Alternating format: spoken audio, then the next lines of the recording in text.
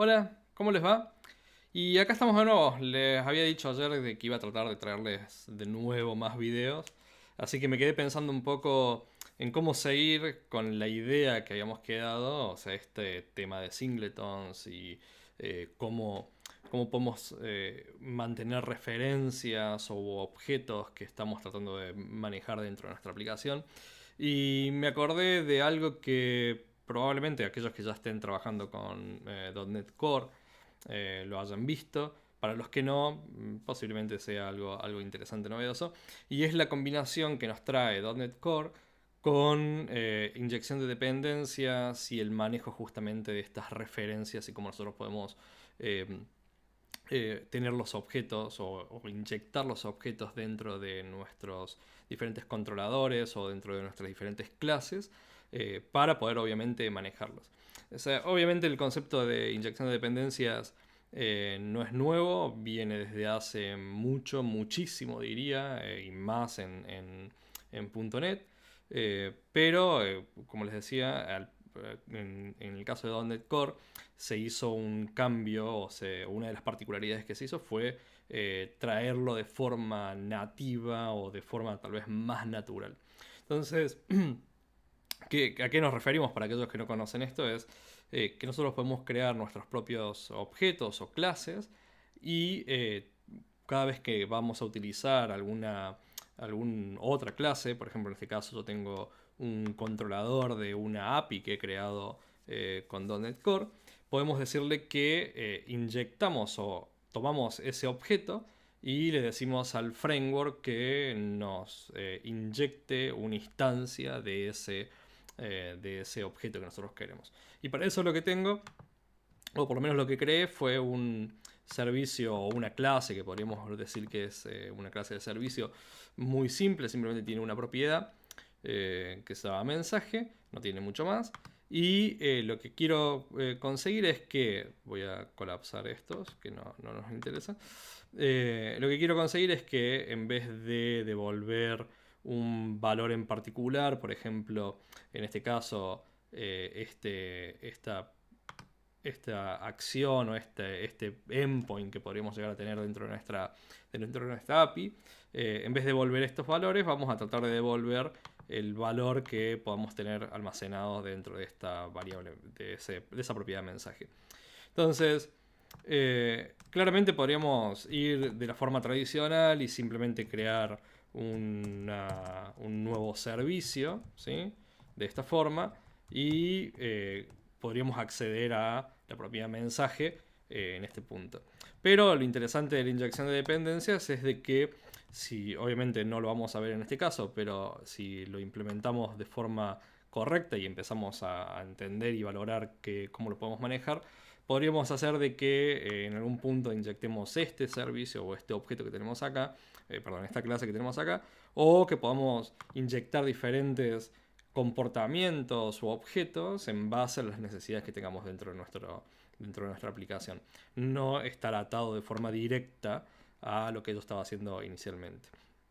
Entonces, cómo podemos hacer o qué es lo que deberíamos hacer primero para poder inyectar esto? Lo que vamos a tener que hacer es, voy a crear un constructor para mi clase, que no lo tenemos, ¿sí? Y para aquellos que hayan estado, de nuevo, no muy familiarizados con esto, pero que tal vez hayan podido ver un poco cómo otras aplicaciones empiezan a trabajar con esta inyección de dependencia, probablemente vayan a ver este tipo de declaración donde tenemos una variable privada, muchas veces read-only o con diferentes atributos, pero bueno, en este caso lo vamos a dejar simplemente así, en la cual nosotros tomamos un parámetro que va a ser enviado por el framework y lo vamos a asignar en esta variable. Entonces, al momento de que se construye nuestra clase, en este caso nuestro controlador, alguien va a pasarle como parámetro este servicio que nosotros estamos declarando en este parámetro, lo va a pasar como si fuese una instancia y nosotros lo vamos a poder manejar en este punto. Entonces, si nosotros hiciésemos acá en vez de tener esto, por ejemplo, podríamos hacer mi servicio punto mensaje y ya tendríamos o estaríamos exponiendo, ¿sí? Como resultado el valor que contenga esta propiedad mensaje. Obviamente que como no estamos interactuando, no estamos creando nada, cuando ejecutemos esto vamos a ver que en realidad no vamos a estar exponiendo absolutamente nada. Pero bueno, eso es parte del código que nosotros podemos llegar a hacer. Entonces voy a guardar esto y en el caso, o sea, más allá de que ya hemos creado la parte principal donde se va a inyectar la dependencia, se va a inyectar este objeto, lo que necesitamos hacer es declarar que dentro de los servicios o dentro de los elementos que nosotros queremos inyectar, necesitamos inyectar o declarar ese servicio en particular, ¿sí? Entonces vamos a agregar un servicio nuevo, ¿sí? De tipo transient. En este caso, fíjense, veamos que lo que estamos diciendo es add transient, que es una de las formas que tenemos para poder agregar o inyectar estos servicios, y le decimos de qué tipo y qué instancia queremos manejar para ese tipo. En este caso, de nuevo, yo les decía al principio de que si lo hacemos de forma correcta, probablemente en este caso tendríamos una interfaz y el modelo concreto o el elemento concreto con el cual nosotros querramos mapear esa interfaz, y así podríamos tener una definición diferente para cada caso. Pero en este caso, como simplemente lo estamos haciendo a modo de prueba, lo dejamos de esta forma y obviamente también va a funcionar, ¿sí? Entonces, en ese punto lo que hemos hecho, hemos básicamente declarado, como les decía, el servicio que queremos inyectar o que queremos decir de que es inyectable en otros objetos o en otras clases que nosotros vayamos a crear. Como en este caso, tenemos en el controlador, al tener esta misma firma, o estamos esperando ese objeto en particular, y al haberlo declarado en este punto, lo que vamos a hacer es obtenerlo cuando creemos una nueva instancia del controlador. Entonces vamos a ejecutar la aplicación, vamos a hacer que corra, y cuando veamos o cuando tratemos de acceder a la propiedad, vamos a ver que obviamente el resultado, ¿sí?, es nulo, claramente, por el hecho de que les decía al principio de que no tenemos ningún dato. O sea, quiere decir que al venir en este punto, si bien estamos devolviendo la información, mensaje no tiene nada, no lo hemos inicializado con absolutamente nada, y obviamente por eso estamos devolviendo ese nulo. Obviamente podríamos, por ejemplo, solamente a modo de prueba, podríamos colocar esto acá, ¿sí? Y si ejecutamos nuevamente, lo que vamos a tener una vez que lo ejecutemos es que el mensaje ahora tiene este valor, y obviamente en la pantalla o en el resultado, la salida que tenemos, vamos a obtener, ¿sí?, ese valor que tenemos ahí. Por lo tanto, estamos viendo que efectivamente está pasando por el código que nosotros tenemos y que queríamos que así suceda. Ahora, yo les decía al principio de que me había quedado pensando cómo podíamos nosotros unir el concepto este de singleton que habíamos visto, que habíamos empezado a ver con el video anterior, y los WinForms. ¿Cómo podemos hacer para que esta inyección de dependencias trabaje de la misma forma?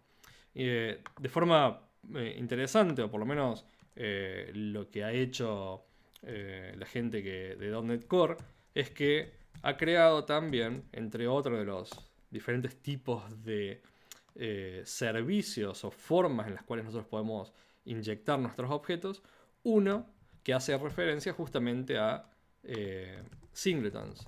Entonces, lo que podemos hacer en este caso es reformar un poquito esto, ¿sí?, donde voy a colocarlo así, donde lo que vamos a tener es una asignación a esa variable o a este objeto que le vamos a estar inyectando, luego de haber sido asignado al resultado que vamos a terminar devolviendo nuestra salida de la API.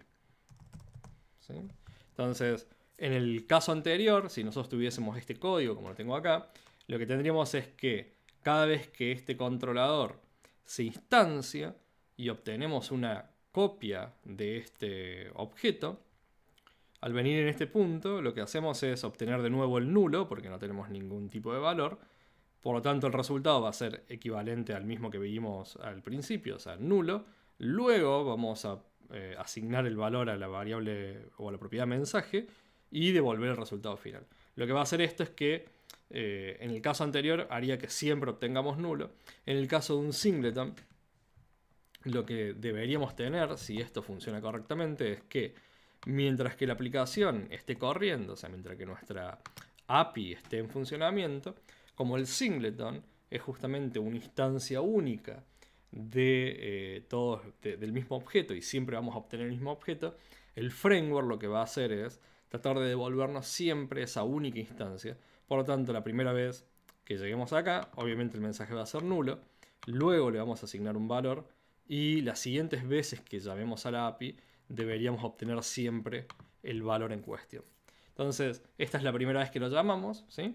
Y obtenemos, como les decía, el valor nulo, pero si yo refresco la pantalla y vuelvo a hacer una petición hacia la API, lo que vemos es que justamente ahora obtenemos el valor nuevo, ya que, como les decía, el objeto que tenemos en este caso, este es ahora un singleton, por lo tanto comparte una única instancia y lo podemos manejar como si fuese un único objeto. Entonces, como pueden ver, entre lo que veíamos en el video anterior, o por lo menos lo que tratamos de hacer en el video anterior, más esto, vemos que el concepto de singleton de hecho es bastante usado, está más presente de lo que nosotros pensamos, probablemente, y que en el caso particular de Net Framework 2.0, de Net Core, perdón, 2.0, lo tenemos como mucho más accesible, mucho más fácil de manejar, ¿sí? Así que bueno, espero que les sirva y nos veremos en la próxima, ¿sí? Chao.